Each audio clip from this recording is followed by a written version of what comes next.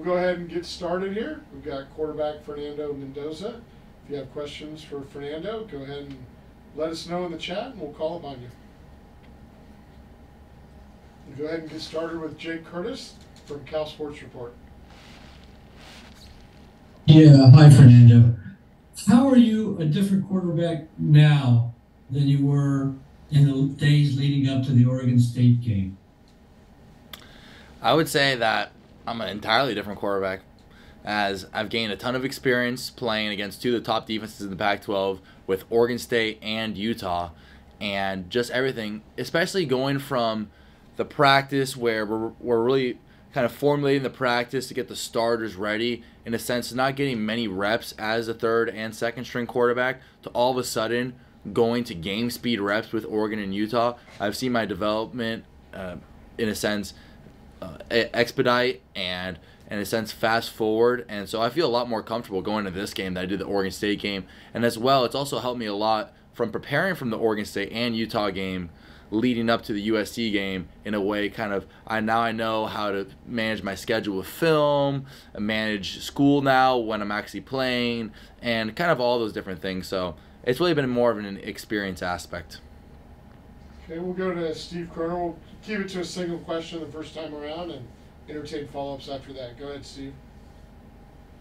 Yeah, Fernando, good afternoon. Gotcha. Kind of following up Jake's question a little bit.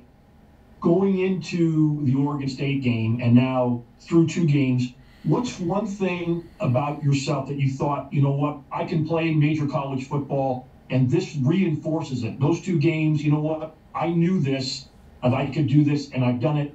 And what's one thing that, you know what, I didn't realize I needed to be this good and I need to improve? Yeah, I mean, throughout those two games, although you could say that they were decent games on paper, I mean, the first thing is that we didn't win those games, so my play was not up to par. And the second thing is I realized that watching the film throughout with all the offensive staff coaches, I was like, wow, I could be a lot better. And so that was a very exciting thing. As although it was deemed to have both decent games against Utah and Oregon State, I saw large areas of improvement in different aspects. For example, just processing speed. You see the best quarterbacks in the league and in college football, they go through the progressions lightning fast. And I believe that I am getting through my progressions. However, you could always do it faster, and that just comes with experience and playing. And then also, there's a ton of different keys and kind of things to key on the defense, things that you go through the week and talk about with the offensive staff, Coach Spav and the other offensive staff coaches, and say, oh, you need to, when they're in a bear front, you need to look at this, or et cetera, et cetera. So those are kind of things that I've been more aware of and kind of just growing every day with. Okay, any others with a first round question before we go back for a second round? Okay, we'll go back to Jake Curtis. Go ahead, Jake.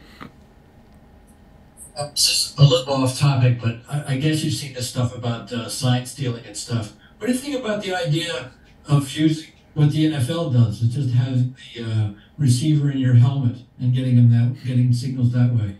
I mean, I know Coach Spav has talked to us about this prior to this whole entire investigation, and I think it's a great idea personally, especially as a quarterback. And the sign stealing, and I'm not going to say like anything just controversial, however, it's kind of deemed that a lot of programs have done it in the past, and I think that'd be very beneficial for everyone in college football, especially with all the funding that goes into college football. I don't see any reason that there couldn't be a little bit more allocations of funds just towards the quarterback special helmets. I'm not sure how those helmets specifically operate because I've never worn one before, but I wouldn't see it being any problem, and I see it actually being a lot better for communication and increased offensive play, which is pushed in nowadays college football. And if I could ask you one other thing. Yeah. Growing up in Florida, SEC country, ACC country, what were the letters USC, what did those mean to you? Was it Southern California or South Carolina? So, although I lived on the East Coast and in Miami, USC has always been the Trojans as a national program growing up, and just seeing the highlights of Reggie Bush and all those prominent players over there, especially as they were on a prominent scale as just I was getting into college football and watching more and more of it. So I would say that those letters have meant USC, the Trojans. However, no disrespect to the Gamecocks, as one of my best friends, Mike, and the roommate Michael Luckers, both of his brothers do attend the USC South Carolina. So, I mean, they're both great universities and have utmost respect for both of them. Okay, we'll go to Steve we'll go to Steve Croner. Go ahead, Steve. Yeah, first, Fernando, your tact but put you on a political bent. I can tell very quickly. You could be in politics for some time the way you're handling those questions. I appreciate it. The question I have specifically for you, and I asked Coach Spav this yesterday, as much as the offense has seemed improved in the last 2 games since you've been the starter, the one guy whose production has gone significantly down is Jeremiah Hunter. How do you get him back into the flow of the offense? At the end of the day, Jay Hunt is a super talented player. I believe that he's going to be playing well on from Saturdays and into Sundays. And I've always thought really, really highly of Jeremiah. And in the Oregon State, he definitely had a lot of opportunities. However, personally on my end, I wasn't able to get him the ball. Like the first play, I was throwing an out route to him, and I didn't throw the best throw, hence nerves and just other distractions. That being my real first throw of college football. So I could have definitely gotten the ball more in the Oregon State game. And then Utah, it was a really tough situation. However, Jay Hunt's a great individual and great player as he really cares. I mean, his number one goal is winning. However, to win, we need to get Jay Hunt the ball more. So I think that those are two things that coincide with each other. And I think that's definitely a learning point moving forward and how to distribute the balls evenly, but at the same time not force it, because you don't want to have in your mind predetermined, oh, I want to throw to this guy, and although he's not open in your progression, you're already thinking about it, so naturally you throw it at him. So that's something that you want to avoid as well. But he's a great player, and I have all the respect for him, and I think that he's going to get the ball more these upcoming games. Okay, we'll go back to Jake. Go ahead, Jake. USC has a much better offense than the first 2 teams you started against. Do you figure you're going to have to score a lot of points in this game? At the end of the day, the goal for us is a big picture. I believe that scoring the most points, whether it's 40, 50, 60, or whatever, how many points it is, I think that's probably the first on the priority scale. However, as an offense, our focus is just getting a check mark every single play. As offense staff coaches talk about, all you need to do is do your job on play 1, play 2, and play 20, and etc. So if we do our job and have a check mark every single play, I believe that we'll put up a lot of points and be efficient. And at the end of the day, if we put up a lot of points and we're efficient, I think we would put ourselves in a really good chance. But we also have, as an offense, we also have a lot of respect. We want to get some every single day, and we just see how our defense handles themselves. And so we have a lot of confidence in our defense to hold up against a great offense. Okay, we'll go to Thomas Dunn from Radford, California.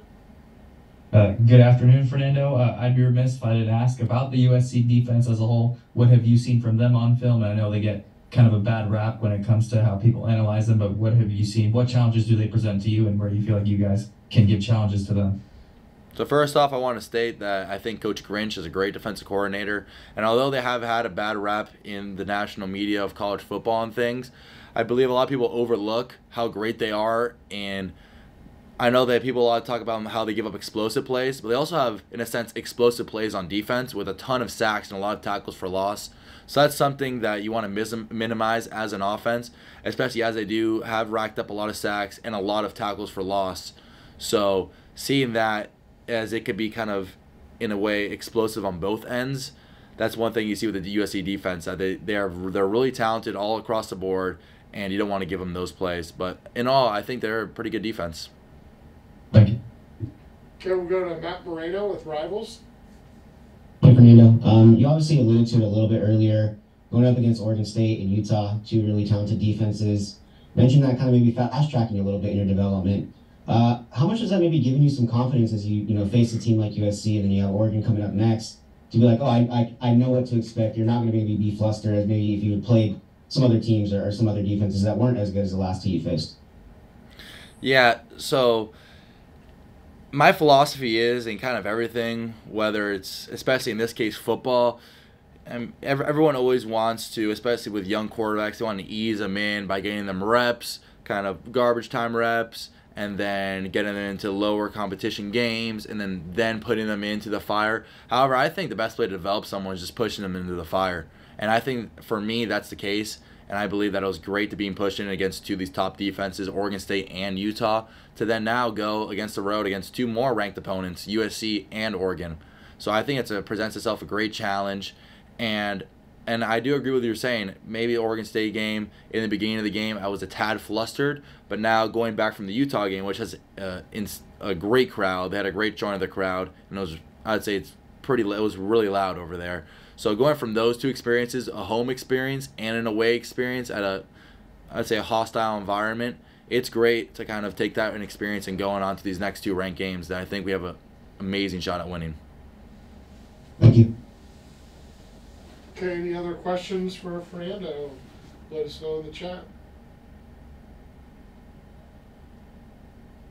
Okay, looks like we're wrapped up today. Thanks everybody for being here, and we'll see many of you on Saturday. Thank you guys.